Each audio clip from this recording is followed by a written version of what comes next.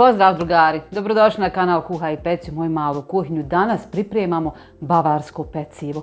Fantastičan izgled, miris, a tek ukus. Nemojte da se libite da pripremite, naročito ako imate društva, svi će se oduševiti.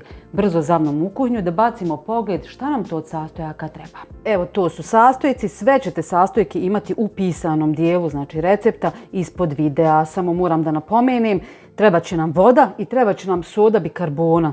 Vidjet ćete i sami zašto. I još jedna napomena, sve ovo što vidite ovdje je pola smjese od smjese koju ću ja vama napisati jer meni ne treba znači puno. Otprilike, eto, ne znam, vidjet ćete i sami koliko će izaći pa se po tome vodite. Da li vam treba smjesa koju sam ja radila ili ćete raditi punu po receptu koji ćete vidjeti ispod videa. U pripremljeno mlijeko dodajemo šećer. To ćemo staviti da se zagrije u mikrovalnu. U zagrijano mlijeko dodajemo jednu supenu kašiku suhog kvasca ili jednu kesicu suhog kvasca, znači na ovu količinu brašna, za pola znači smjese, ili jednu kocku svježijeg kvasca. To ćemo sada da promiješamo i ostavimo da se kvasac aktivira. Kvasac je spreman pa idemo polako redom. Toplu vodu dodajem u jednu dublju zdjelu, sad ću je odmah i posoliti. Te ću dodati ulje. Promiješat ćemo da se so rastopi, a potom dodati kvasac. Lagano promiješati i potom zamijesiti tijesto. Dakle, dodajemo brašno. Meni je ovako u kesci lakše izvagati. Ostavit ću malo samo da mogu na kraju fino oblikovati da mi se ne lijepi za ruke. Evo ovako. Ovo ćemo fino da izmiješamo. Prvo malo ovako špatulom i onda fino rukama čistim.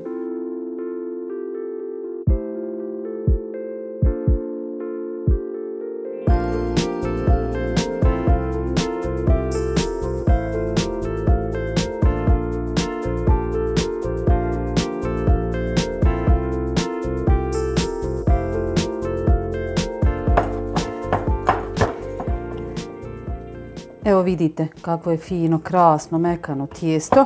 Sada ćemo ga ostaviti da nadođe, fino ćemo ga ušuškati kesom ili ovom prozirnom folijom i neka nadolazi. Možete u međuvremenu jednom premijesiti pa ponovo ostaviti da nadođe, a i ne morate, nije obavezno.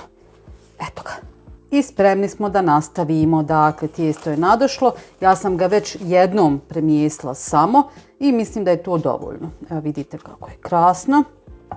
Sada ćemo da ga prebacimo na radnu površinu. Napravimo od njega jedan fini valjak da možemo ravnomjerno rezati. Poenta je da ne mora biti tijesto jednako, to jest peciva, znači možete od istog sad ovog tijesta praviti male zemičke, možete praviti perece, kifle, što god hoćete. Znači ja ću prvo krenuti ovako na pola, evo ovako ću rezati.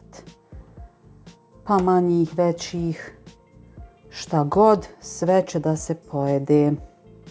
Sad ćemo od svakog od ovih dijelova da napravimo kuglice i onda ćete dalje raditi šta god želite. Znači hoće li to biti kiflica, ali prvo ćemo da ih oblikujemo.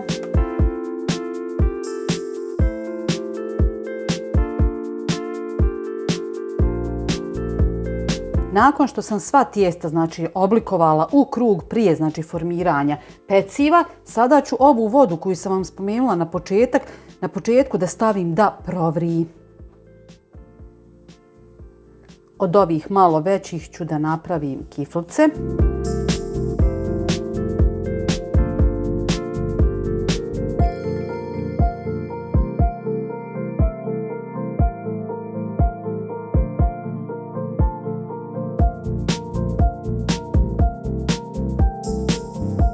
Malo ove ivice pritisnite ovako, slijepite da vam se ne bi kiflica odmotala, vidite. Slobodno, neće tijesto ništa biti, tijesto sve trpi. Evo voda je proključala, malo ćemo je samo skloniti u stranu, dodati sodu bikarbonu Polako. Sačekate malo da se ova reakcija smiri. I vratite šerpu, znači evo vidite pjena je spala, vratite šerpu nazad na ringu, smanjite malo temperaturu i sada kuhamo tijesto. Dakle, evo ja ću stavljati po 3 komada. Kad stavite tijesto izbrojite do 10. 1, 2, 3, 4, 5, 6, 7, 8, 9, 10. Prevrnete. Hajde Bona, prevrni se. Tako. Ova nije. Opet brojite do 10. 1, 2, 3, 4, 5, 6, 7, 8, 9, 10. I tijesto fino sa ovom špatulom ocijedite. Mene špatulom sa ovom velikom kaškom sa rupama.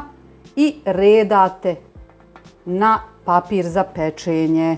Isto to uradite sa ostalim tijestom.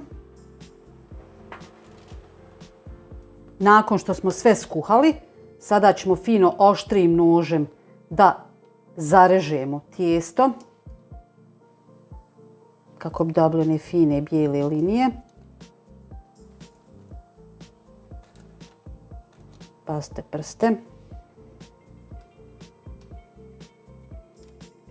Pripremljeno tijesto stavljamo u vruću rernu.